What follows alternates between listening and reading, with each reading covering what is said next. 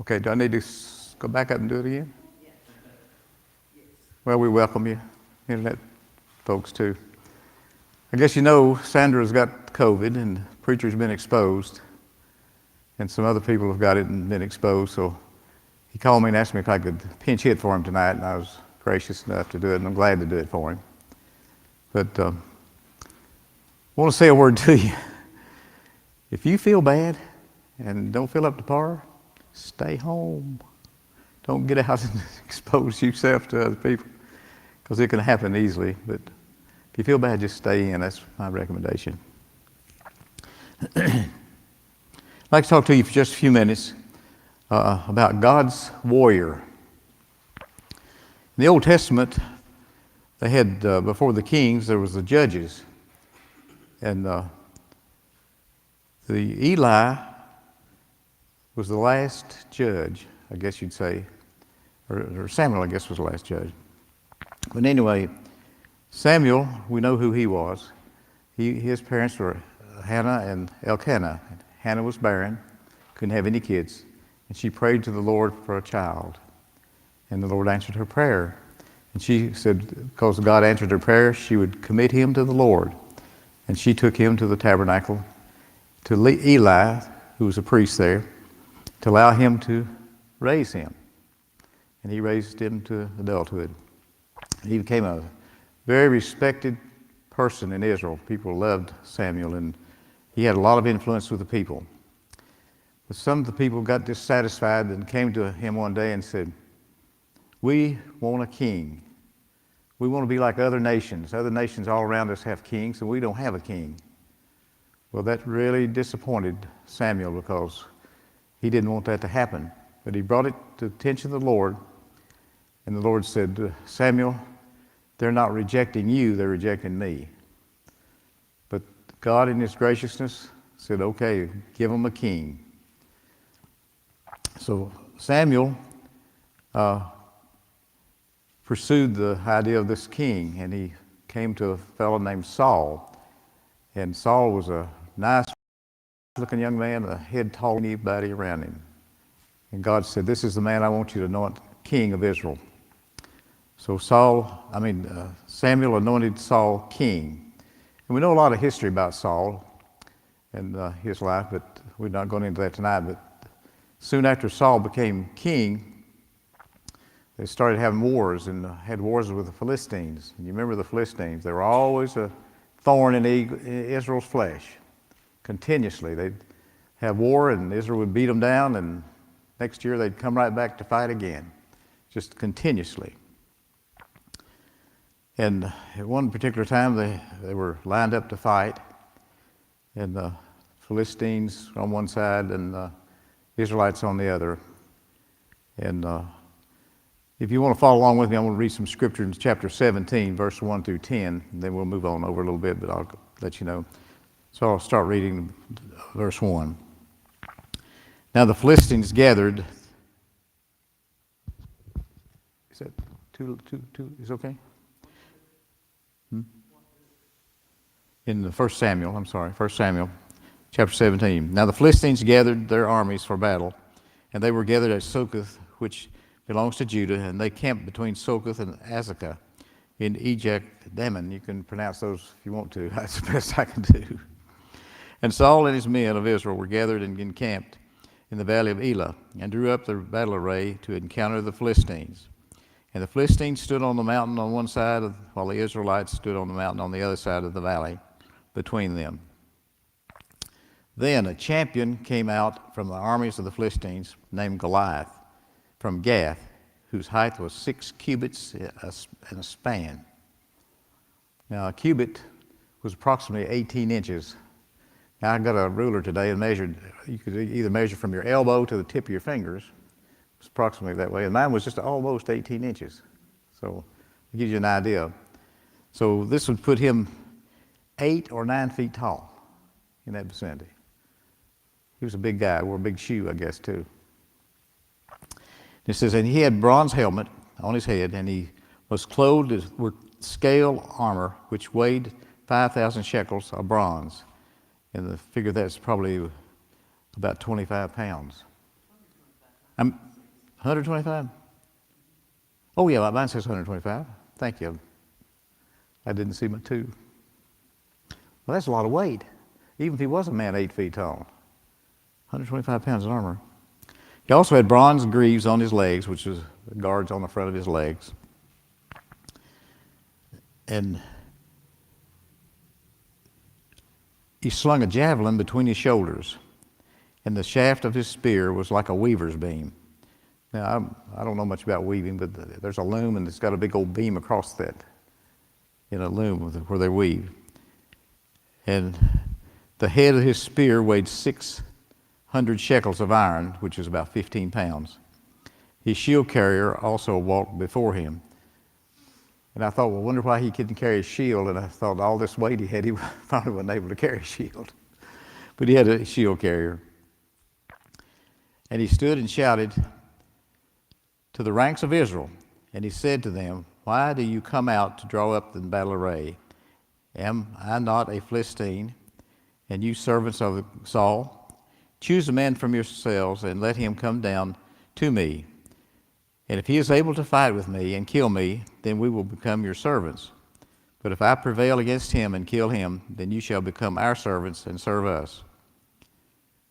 Again the Philistine said, I defy the ranks of Israel this day.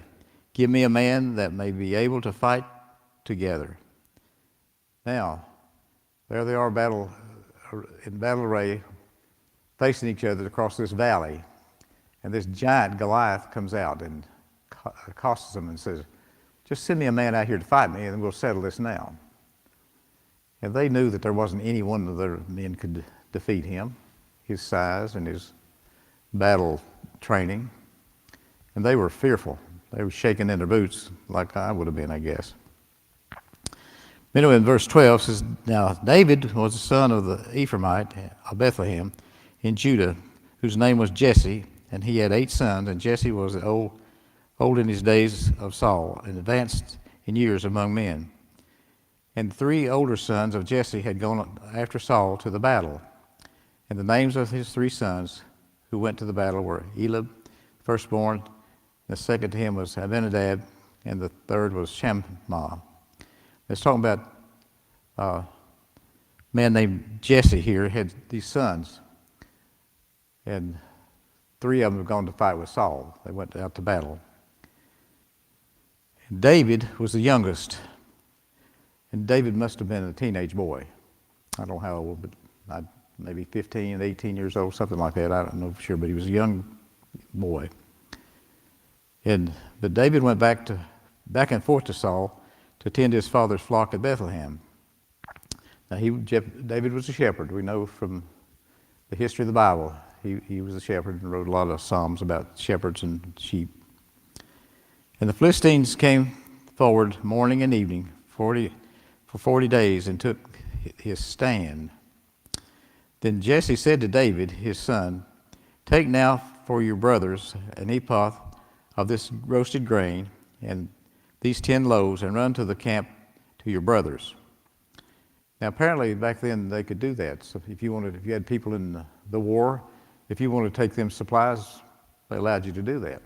So he's got this stuff together. He's telling David, go take your brothers this food. And bring also these 10 cuts of cheese to the commander of their 1,000, and look into the welfare of our brothers, and bring back news for them. He says, your commander, I want you to take him this cheese as a gift too, and let's see how your brothers are doing. They bring me back news, because I'm sure he was concerned about his 3 boys there in battle and how they were doing. There wasn't any communication like we have today, so when they were out, they were way out there. And Saul, for Saul and all the men of Israel are in the valley of Elah fighting with the Philistines. So they weren't fighting, but they were getting ready to fight. They were poised to fight. So David rose early in the morning and left the flock with a keeper and took the supplies and went as Jesse had commanded him. And he came to the circle of the camp while the army was going out in battle array, shouting the war cry. Now, David just got there, and all this commotion was going on. They were yelling and screaming and hollering battle cry. And he was hearing all this. And Israel and the Philistines drew up in battle array, army against army. And they were standing there looking at each other, face to face, just a valley between them.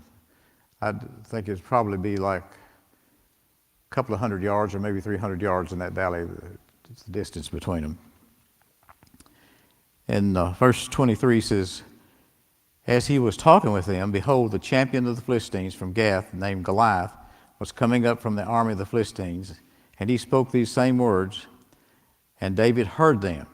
Now this is the first time that David heard Goliath speak. When all the men of Israel saw the man, they fled from him and were greatly afraid. So they all, when he came up, even though they had advanced some, they retreated quickly because they were fearful. And the men of Israel said, have you seen this man who is coming up? Surely he is coming up to defy Israel, and it will be that the king will enrich the man who kills him with great riches, and will give him his daughter, and make him his father's house free in Israel. Then David spoke to the men who were standing by him, saying, what will be done for the man who kills the Philistine and takes away the reproach from Israel? For who is this uncircumcised Philistine that he should defy the armies of the living God? David took offense to Goliath immediately. He said, who is this guy that's defying and taunting the armies of God? And the people answered him in accord with this word, saying, thus it will be done for the man who kills him. Now Eliab, his oldest brother, heard when he had spoke to the men, and Eliab's anger burned against David, and he said, why have you come down here? And with whom have you left those few sheep in the wilderness? I know your insolence and the wickedness of your heart, for you have come down in order to see the battle. Now this is his older brother, little sibling rivalry there. And he said, what are you doing down here? How come you've gone off and left those few sheep you should be attending to come down here? I know why you're here. You just want to come down here and see the fight. I know you and your insolence. So he attacked him pretty well there. And David said, what have I done now? Was it not just a question? He said, I'm just asking a question. And you've attacked me for asking this question. Then he turned away from him and another and said the same thing. And the people answered the same thing as before. David wanted to know about all this, and he got the same answer as they had told him before. And when the words of David spoke were heard, they told them to Saul, and he sent for him. Now the talk was getting out, and what David was saying, and the interest he had in this Goliath. And so somebody told Saul, and he sent for David. I don't know why he would send for this child, but there's something about it that piqued his interest. Then Saul said to David, you are not able to go against the Philistine to fight it with him, but you are just a youth, while he has been a warrior from his youth. He said, you're just a kid. This guy's been a trained warrior from his youth. And look how small you are and how big he is. You don't have a chance with this man. There's no way you could do that. But David says to Saul, your servant was tending his father's sheep when a lion or a bear came and took a lamb from the flock. He's telling this as a true story, what he's experienced. He said, I went out after him and attacked him and rescued him from the mouth. And when he arose up against me, I seized him by his beard and struck him and killed him. That's some fight, wasn't it? To grab an animal like that and kill it. It says, your servant has killed both the lion and the bear. And this uncircumcised Philistine will be like one of them, since he has taunted the armies of the living God. So David was offended that he had taunted his God. And David said, the Lord who delivered me from the paw of the lion and from the paw of the bear, he will deliver me from the hand of the Philistine. And Saul said to David, go, and may the Lord be with you. It's amazing to me that he convinced Saul that quickly to be able to let him go fight the Philistine. But Saul said, go do it, may the Lord be with you. Then Saul clothed David with his garments and put a bronze helmet on his head, and he clothed him with armor. So you can see the picture. Here's a young kid, never had any armor at all like this on, never in his life. So Saul started dressing him up in this armor, helmet and all this stuff. And David girded his sword over his armor and tried to walk, for he had not tested them. So David said to Saul, I cannot go with these, for I have not tested them. And David took them off. In other words, he said, I can't do this, because I'm not used to wearing this kind of thing, and I'm not able to do it.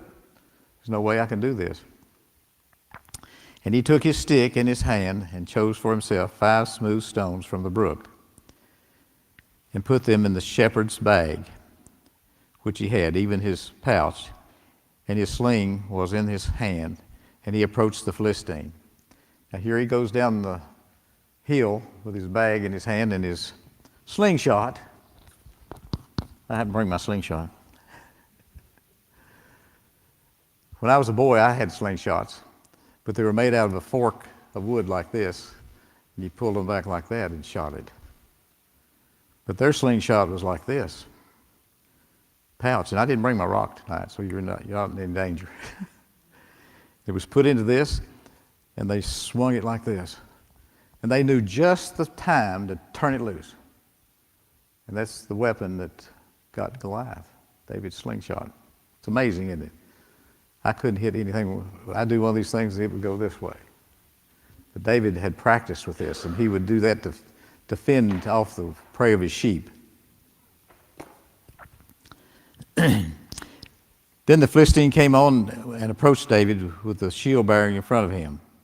So he's beginning to come after David, and David's getting closer to him. When the Philistine looked and saw David, he disdained him, for he was but a youth and ruddy with a handsome appearance. And you can imagine what Goliath thought. Here's this little teenage boy coming out here to fight me. Who do they think I am? Why do they send this kid out here?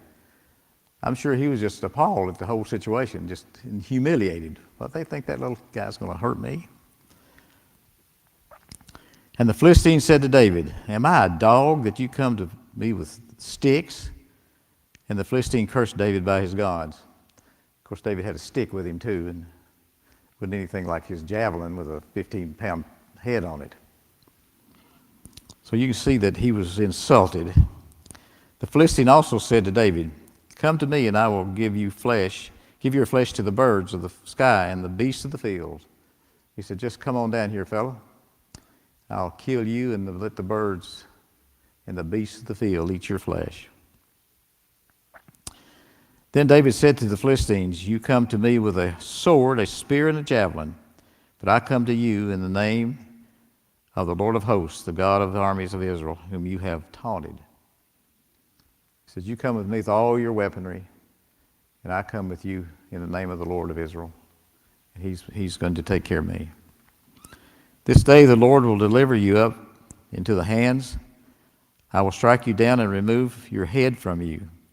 And I will give the dead bodies of the army of the Philistines this day to the birds of the sky and the wild beasts of the earth, that all the earth may know that there is a God in Israel. He virtually said the same thing back to Goliath, didn't he? Let the beasts eat their bodies. And that all the assembly may know that the Lord does not deliver by sword or by spear, for the battle is the Lord's, and he will give you into our hands.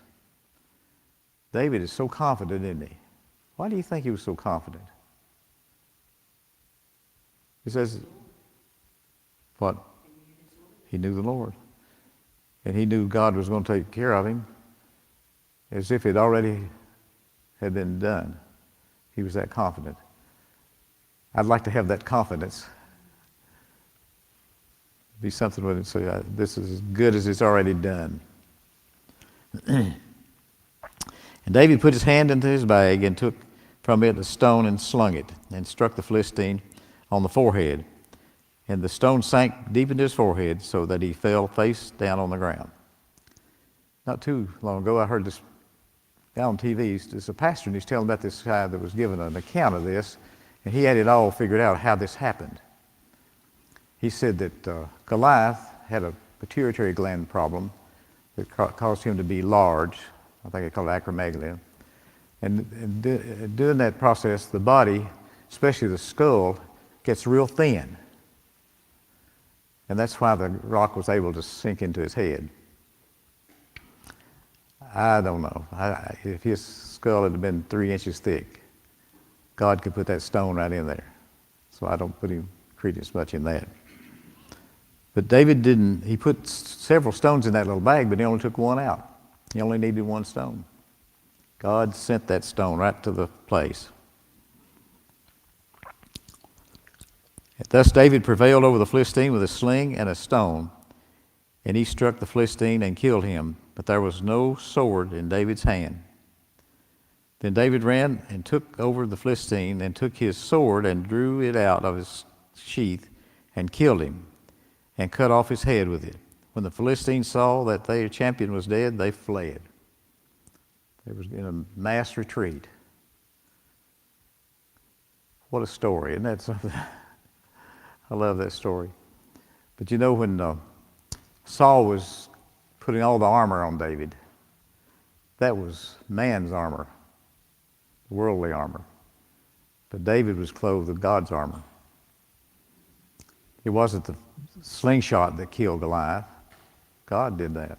He used that to kill Goliath, and thus won the battle for Israel. And we know that David, in his life, after Saul was deposed as king, he was anointed king of Israel and served as a king of Israel for years and years, and was a great king for Israel and a great warrior. David won battle after battle. He was a great military leader. And that's why I say he was God's warrior. That's who exactly he was. Anybody have any comment about anything we've done here? Feel free to enlighten us. You were talking about why was David, what was the difference between David and Saul? Saul was a coward. You remember he hid in the baggage? Yeah. David was not a coward because David was a man after God's own heart. That's it. He knew God was with him. And Saul was not. That's right. That's a big difference right there. Yeah. And Saul had great jealousy of David too. I think Saul was prideful in who he was and what he was. Right. David's prideful men following God. That's exactly right. It's a good thought. You know, when Samuel was supposed to come up there and anoint, have the sacrifice for the battle, he was delayed. And then Saul got really anxious. He said, where is he? Where is he? Why don't he come? Why didn't he come? And they were real nervous about it. The troops were getting nervous. So he went ahead and did the sacrifice. And just as he's finishing up, Samuel came. He said, what is this you've done? And it was not legal for him to do the sacrifice. So that, God said, because of that, the kingdom would be torn away from you and be given to another. And that's how David came to the kingdom. That's good. Thank you. Anybody else had anything? Lawrence, you got anything to say? He didn't hear me. Nothing? Okay. Okay. Appreciate your time tonight and being with me, and continue to pray for Sandra and others, Fisher and some others have got this COVID, and pray that the others won't get it. So we don't want anybody else to have it. Okay, we don't have a current prayer sheet tonight, but we can take